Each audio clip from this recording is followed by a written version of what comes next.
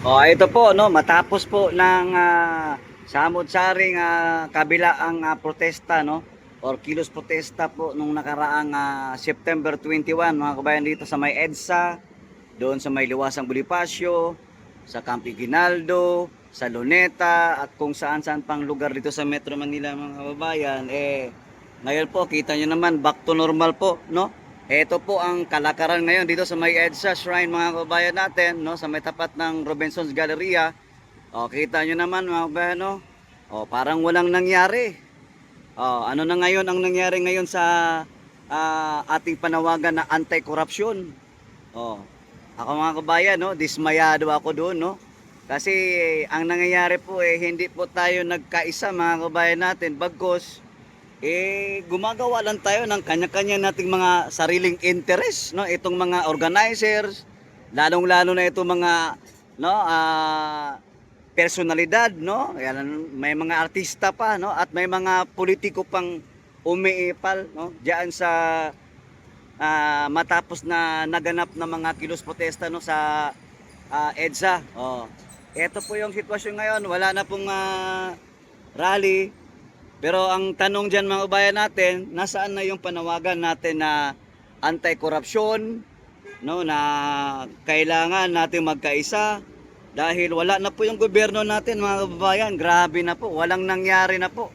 At para bang unti-unti pong nalilihis na po yung istorya nitong involved doon sa malawakang anomalya ng korupsyon dyan sa DPWH, na maraming involved na mga politiko, mga kontraktor, mga DPWH officials, district engineers. Nasaan na ba? Or saan ba papunta ang investigasyon na ito mga kabayan? Tingnan nyo may hearing sa Kongreso, may hearing sa Senado, bumuo pa ang ating presidenteng bangag, no? For what reason? Yung ICI or yung independent infrastructure na na commission. Pero tila bagay habang tumatagal po itong investigasyon na to parang biglang nawala po sa eksena itong mga totoong buaya at Dracula dyan no sa Kongreso na si Zaldico at itong si Tambaluslos. Ganun na lang ba ka-easy mga kababayan natin na gagawa-gawa lang tayo ng ating kanya-kanyang mga kilos protesta? Pero yun pala sariling interest lamang. Kita nyo yung mga artista masyadong paepal. Pero anong pinaglalaban? Anong nangyari doon sa Karasan, sa Recto? Di ba?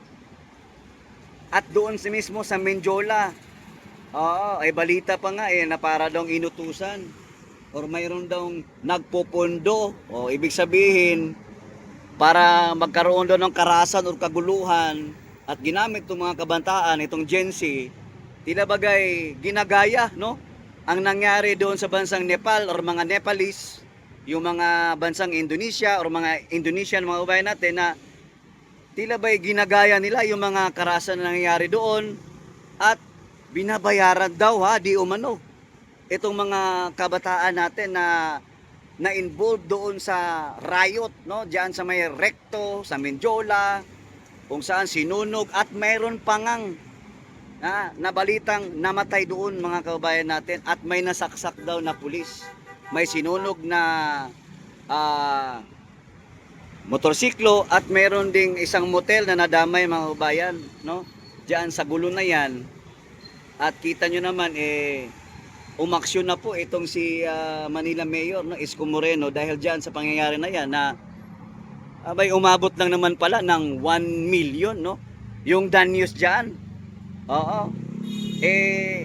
Instead na mag rally tayo, protesta sa anti-corruption, ang nangyayari mga kabayan wala po tayong nakamit na justisya doon sa protesta natin. Ewan ko kung ano ba talaga yung gustong mangyari nila doon sa protesta na yon na kung saan nagkanya-kanya tayo. Walang pagkakaisa, kanya-kanyang panawagan. Iisa nga, anti-corruption. Pero ano ang purpose nila? Yun ba'y pangkahalatan? Diba? Yun ba'y para sa buong bansa, para sa Pilipinas? Para sa pagbabago, para malutas itong nangyayaring corruption ngayon? Sa tingin ko parang hindi. Kasi kung seryoso, dapat hindi tayo nagkawatak-watak, dapat iisa lang po. Ha? Yung pagtitipon-tipon natin, hindi yung may kanya-kanya tayong iba't ibang pagtitipon, sasabihin walang kulay, pero ang nangyari, may kulay pa din eh. Ha? Klaro naman na hindi po magkaisa ang lahat doon sa panawagan na yon. Ako, dismayado ako mga kabayan natin kasi galing tayo ng Mindanao, ng Davao City. Pumunta tayo dito, gumastos ng sariling pera para suportahan po itong panawagang malawakang rally mga kabayan natin. Subalit nakakadismaya, no? Kasi wala no? Wala kang mapapala doon sa pagpunta mo dito. Gumastos ka pa, mahaba pa yung travel ko kasi nakabayad lang tayo. Sumakay pa tayo ng barko 2 beses. Oh. Eto lang, ganun lang kadali. Wala na pong rally. And yet, makikita natin sa investigasyon diyan sa Blue Ribbon Committee, diyan sa investigasyon diyan parang walang direksyon na po. No? Nakakapagod tingnan, no, na parang humahaba lang yung investigasyon, umiikot at pinapaikot lang tayo. Sabi nga ni Sarah Geronimo, pinapaikot-ikot lang tayo. Ewan ko lang din kung yung sabi niya paikot-ikot lang, in generally speaking ba yan para sa bansa natin, or baka lang naman sa mga kulay-kulay lang din. Kasi kung talagang seryoso tayo mga bayan natin na mapaganda ang bansang Pilipinas, ang tanong dyan, kayo mga kababayan, mga tagapanood, hindi lang mga DDS, lahat ng mga kababayan Pilipino, kung kayo sa sitwasyon, ano ba dapat gawin natin sa bansang Pilipinas? Kung ikaw si BBM, para malagpasan itong korupsyon na to, ano ang kailangan gawin? Sinabi na nga at pinangalanan ng mga involved dyan, bakit wala nakakasuhan at bakit hindi iniimbestigahan yung mga sangkot na mga top officials na mga nabibisto yung pangalan na malaki nga ang nakulimbat dito sa usaping DPWH anomaly ng ghost projects. Dapat maimbestigahan po yan mga kabayan natin at dapat mapanagot at mapauwi yung si Saldico. Bring him home, Saldico, para harapin itong problema na kinakarap ng bansang Pilipinas natin, na kung saan siya naman yung mandato sa 19th Congress bilang Commission of Appropriation kasama si Tambaloslos. Now, eto ngayon pangyayari mga kabayan natin at obserbasyon natin. Paano na si Saldico? Paano na si Tambaloslos? Ano ang gagawin kung ikaw ang presidente? Hindi ba dapat may lookout yan? Hindi ba dapat babantayan yan?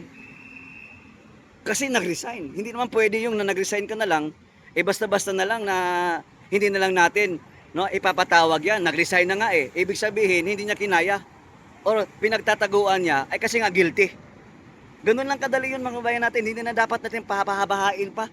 Papahabain pa yung istorya. Gagawa pa tayo ng iba't iba pang mga komisyon para mag-imbestiga dyan. Bakit hindi nila ipatawag si Tambaloslos at si Saldico at nang matapos na at magkaalaman lahat? Ganun lang kasimple. Kasi the more na pinapailaliman pa nila yung investigasyon, umaabot na tayo sa iba't ibang usapan, iba't ibang usapin. Nadadawit pa itong Duterte administration, nadadawit pa itong iba't ibang mga projects, si Tatay Digong, build, pati ng mga Duterte. Pero ang totoong nangyayari, hindi nila hinahalungkat. Ang hinahalungkat na nila, iba ng investigasyon. Paninira na naman sa mga Duterte. Putragas kayo, ang tagal na po nawala si Tatay Digong, ang tagal na po natapos ang administrasyon. 3 taon, mag-4 na taon na po. Si Bongbong Bangag, wala pa rin nagawa sa bansa natin. And yet, puro pa rin kayo mga Duterte, kayong hinayupak kayo. Dapat tapusin na po itong malawakang anomaly na yan, at mapasala o makasuhan na po ang mga may sala dito mga kabayan natin. Manibunuan, isa na yan. Hindi po pwedeng porke nag-resign, iligtas ka siya.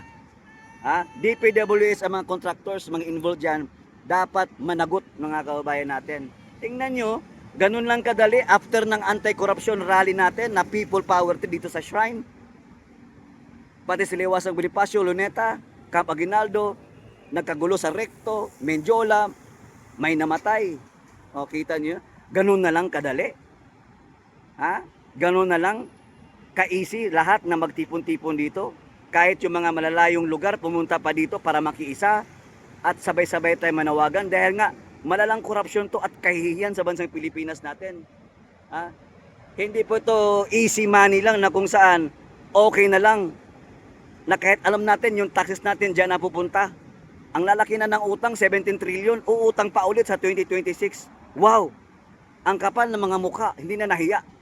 Ha? Obserbahan natin mga bayan, mag-antay tayo kung ano pa talaga yung development dyan sa investigasyon na yan. At wag po tayo mahihiyang magmasin, magpalabas natin sa loobin. Kasi po, nakakasuka po ang nangyayari ngayon sa bansang Pilipinas natin. Hanggang dito na lamang mga kabayan natin. And ito po yung update, no, dito sa EDSA Shrine sa may Robinson's Galleria. Maraming salamat and happy Wednesday mga kabayan natin.